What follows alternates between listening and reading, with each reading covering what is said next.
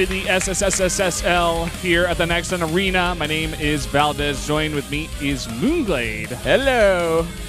And we had Maru pretty much bop Hurricane. That second game even looked okay for Maru. I mean, to a point. Until he went to the main and got crushed. But enough of that. It's time for the most handsome pro gamer in career. It is Zest. Yep. The chisel toss. The Zest is best. The Zest is best. The handsome god. Yep. Look at those achievements, by the way. This guy's one of the best products in the world by far. Yep. I can't even look at that, Moonglade. I'm too focused on his body. Well said. Well said, and I agree. I'm looking at that sculpted figure. I'm like, how did he get so perfect? Yeah, man. I want to see Kenzie get down there and take some real shots of him, man. You know, he's gonna I'm sure he's down there right now. He's somewhere. He's here in the studio. Right now he's taking pictures of Leenock, actually, our other player that's playing today with some pretty cool hair. Indeed, Valdez. And he has also quite a list of achievements himself. Part of Yoey Flash Wolves. And, you know, he did not too bad last season, got into the round of 8. Besides that, you know, he's kind of dropped off since last year, and he had a lot of results in 2014. And obviously long before then in FXO and whatnot, he used to be such a star player in Starcraft 2. But he's kind of forced to come back to career, really focus here, and he's in the trenches, man. He's having a hard time, but he's still damn good. He's trying to dig himself out. He's gonna go up here against Zest, a pretty hard opponent. He was able to knock out Flash 3-1, but Flash not the dominating play that he used to have. And, did he ever used to have it? Well, back in Brood War at least. It's been a while, but yeah. I mean, a good victory at least. Everybody's hoping for a comeback from Flash, especially the Monday caster from Pro League. He votes for him literally every time, regardless of his opponent. Yeah. Zest here able to take out Byung 3-0. Now that's an opponent to beat. That's actually really impressive. Byung, a sick Terran. One of the underrated Terrans, but definitely one of the best we have here. No, for sure. I mean, Zest right now definitely looking like top 5 Protoss these days. Just kind of on a roll, making it back to his former self. You guys see some of his stats over here. Pretty good win ratio against Zerg. Hasn't played that many games there. So not much to take from this, but he is fantastic in the matchup. You can trust us on that. I mean, we won't lie to you guys. He is definitely favored to win this one, especially the way Zerg is looking these days, obviously with the Swarm Host nerf and whatnot. It's going to give Protoss a lot more opportunities to go for that Mass Blink Stalker with Sentry and whatnot. We do see a lot in the mid-game. Kind of interested to see what the maps are going to be and exactly how they ban them out. But first we're going to take a look at Leenock. Majority of his games are against Protoss, actually, and he's 12-2. That's actually amazing. And yeah, he was a god in this matchup at the start of this year. When he was winning all his games, he was repping his team in Pro League like no one else. And yeah, he was looking fantastic, but then he dropped off. Then he kind of disappeared. He lost to Myung-Shik in his last Pro League match. And yeah, he just hasn't been looking that good against Protoss these days. So I'm kind of nervous, especially with that recent patch. Yeah. Definitely would agree with you there. I really want to see where his head's at today, what kind of style he's going to go for, how aggressive exactly will he be going. Let's see the maps that have been banned out. Merry-Go-Round and Cactus Valley banned out for Zest, whereas Deadwing and Bonnie Research Station banned out for Leenock. We're going to go into Overgrowth, Expedition, Lost, and King Sejong Station. Pretty decent map. I like this map pool. Kind of the standards, but they're very good games potentially on these maps. 3 2-player maps at that. Overgrowth, start things off, you know, everyone knows Overgrowth at this point. Probably the most standard map we have. Maybe actually hanged around for a little too long at this point, Valdez. I don't know. May see a bit of a cycling out of that guy eventually, even though it is such a great map. And, I don't know, Overgrowth is pretty good, especially for Leenock. He loves to take that gold base. We could even see that on Expedition Lost. A style that he's made pretty popular over here for Zergs who want to put on some early aggression against Protoss. Yeah, that's actually a really good point and something I should have actually brought up. He loves his gold-based plays in this matchup. I'm sure we're going to see some of that. We might even see Zest try and counteract that with maybe an early Forge or maybe even a proxy. We'll have to see. Well, guys, let's jump into game number 1 here. It's going to be Zest versus Leenock on Overgrowth.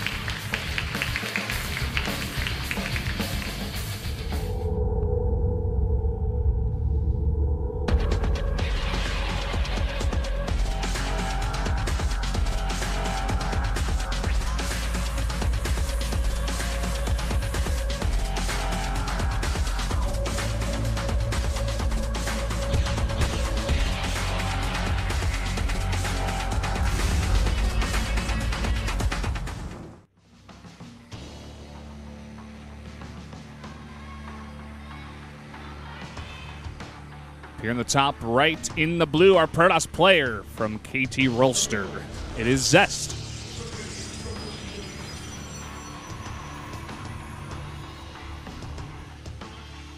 Ridiculously handsome.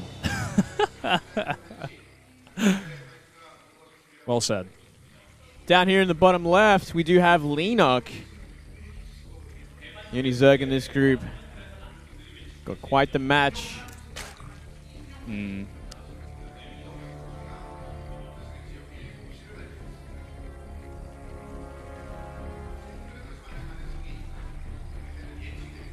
Didn't catch that sign that I was trying. Wow. Bless your heart for trying.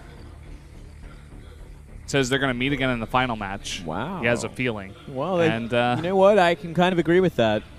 But here we go. Look at this already in a very early scout after a gateway, no less. So Zest, he's looking for that gold-based expansion, and Leenock's going to be taking it. So smart. I mean, well, let's see if he actually does go for it. Okay, it looks like he's going to check the main first. Okay. That's pretty good, you know, just to make sure that he isn't going for any super early pool. I would think that after he comes here and he goes to the main and sees no pool, he's going to know there's a hatch somewhere on the map. He knows it's Leenock. It's got to be at one of those golds. Yeah. Well, I guess he's not going to try anything too aggressive based on it either. He's going to scout. He's like, okay, so it is going to be that gold base. We could actually just see him. No, I guess not.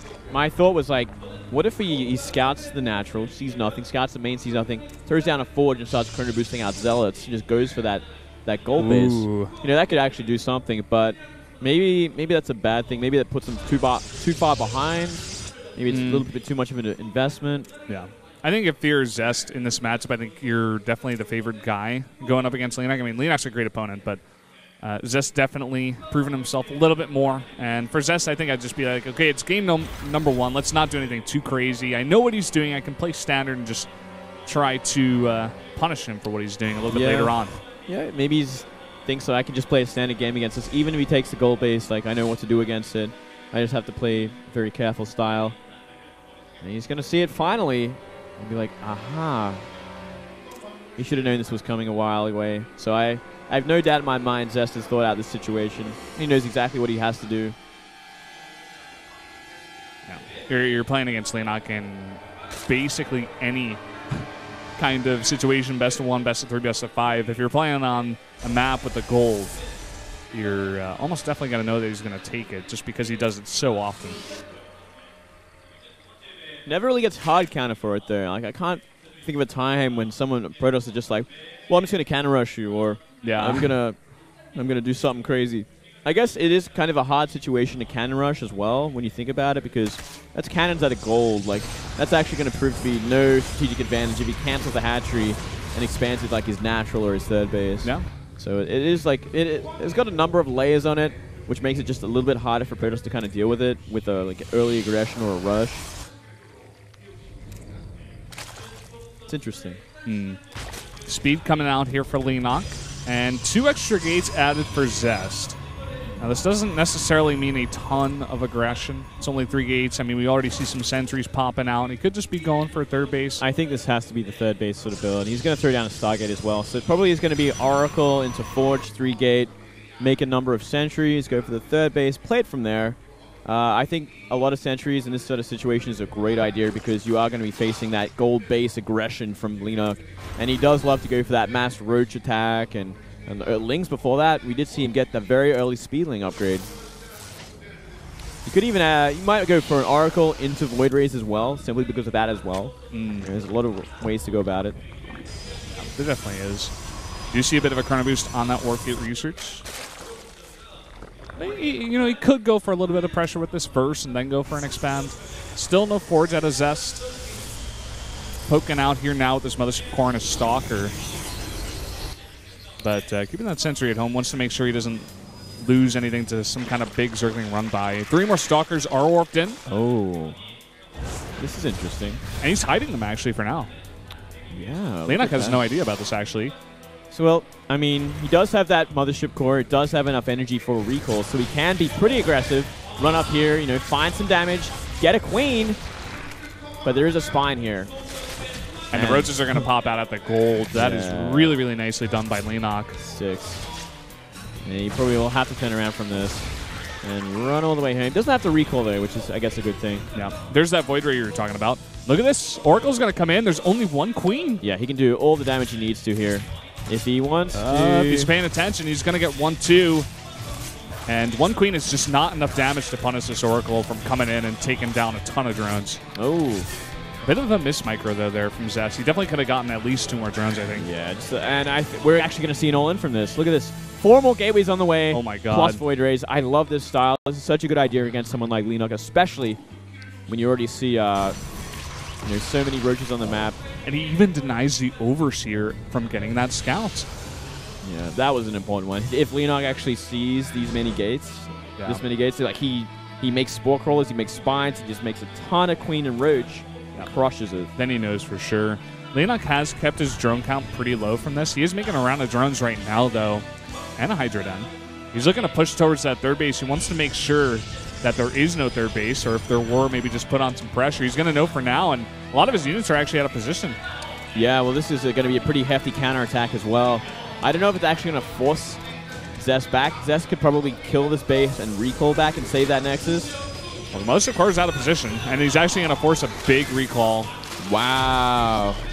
That's actually huge. That gives Leenock so much time. He's getting Burrow on the way. His +1 attack is 2/3 done, and he's making so many roaches behind this. If he gets enough queens, he can handle this, but he isn't making queens, which is a big problem. Only 1 Spore there, and it's in the mineral line. The 2 Void Rays are going to stay back home, and that would be more than enough to defend. Here comes the pressure out of Zest. 11 roaches are popping out, but they're not out just yet. And the 1 anti-air here, that 1 queen, once it's gone, this Void Ray rules the sky, rules the ground. Nice force fields here, but Leenock pushing over towards the left. He's going to try to fight straight up and come from the back with a bunch of roaches, but those Void Rays doing so much damage. Yeah, he's going to start microing these Stalkers back as well, but so much damage from these Void Rays, it might not even matter. He's just fighting straight up. I don't know about this. Yeah, a lot of sentries going down. Yeah. But again, like you said, there's just nothing to deal with those Void Rays for now. 6 Hydras are popping out, but they're not going to come out all at once. This could be a big problem. It depends how much time Leenock can buy without losing this hatchery. Kept it alive for now. He does have that sick economy still from that gold. Yeah. He keeps a decent amount of roaches alive, too. It's going to be important for the Stalkers on the ground. I actually don't even think this many Hydras will help out. If he keeps his Oracle alive and the Oracle does damage to these Hydras, he's going to clean it all up. That's 3 Void Rays. You need a lot of Hydras for that. Drones being pulled off the line. The Void Rays doing their damage. Those Hydras in the back doing some decent damage as well. The drones are going to tank a lot of the damage there from the Stalkers. Yeah, still, that is 8 drones down on that gold base. That was already pretty low saturated. The 1 Spore is going to go down as well. Oh, takes down the Void Ray. And as you guys saw there, a lot of the units of Leenock actually not fighting in that battle. Yeah. Big mistake. And now even with just Mass Stalker, he might be able to just snipe down this hatchery and back off. He could kill this army as well if he wants to. Leenock's going to be very careful committing to this fight, especially off creep. He's just being very careful about it, and some more roaches being caught out. 10 more drones. And he's down to 28. He's on 2 base. Zest has an incredibly scary army. Looking to put on more pressure still. Well, I think he can just go at this point. Looking at what we see from Leenock, that army is just way too small, and if we see Zest just keep warping in, he could just steamroll this. 20 supply up. Yeah, it looks like Leenock's only choice right now is to go for a counterattack. And there is no bonus, of course, so no recall available to Zest, but I'm just not sure if it's going to do much. Queen's out of position as well. Needs to get those Zealots in the front, but no, that is simply too much. Yeah, right on the doorstep, not going to be able to do much damage. There's a small counterattack here. But I mean, with 7 gates, you can warp in a hefty amount of units there back at home, doing a ton of damage at that natural. Not warping in all at once, just 3 Zealots there. He's trying to Chrono Boost out a Void Ray, it looks like. And here we go, the big fight in the main base for Leenock, and Zest just has way too much. He might lose a chunk of his army here, but that's not enough anti-air, even for the Void Ray. Yeah, there's 1 Hydra now. He's just focusing that down. Absolutely not enough for all these Stalkers. Counterattack back at home, not enough damage. GG. Zest is going to take game number 1. Great style from Zest. Really pretty much a hard counter sort of composition to what we did see from Leenock. And Leenock has shown that style a lot in the past, especially with that army as well, going just simply roaches. He was hoping that Zest might go for that third base so he can apply a lot of pressure and try and kill it with the speedlings and roaches. Yeah. The counterattack, you know, that force that was checking for the third base, it did do a little bit of damage, forced that recall, bought him some time, but it was just not enough. Like, not a critical mass of Hydras were in the back to deal with all those air units, and Zest just had way too much stuff. Yeah. That was pretty much it. So, looks like that's Pet, actually, in the booth talking to Leenock. Ah, it might be. Not a bad choice to have, you know, behind you. Pet's fantastic Zerg, actually. One of the underrated Zergs for sure. Yeah. And, yeah, it's going to help out. Probably a bit more useful than your coach coming in. You get another Zerg player to give you his 2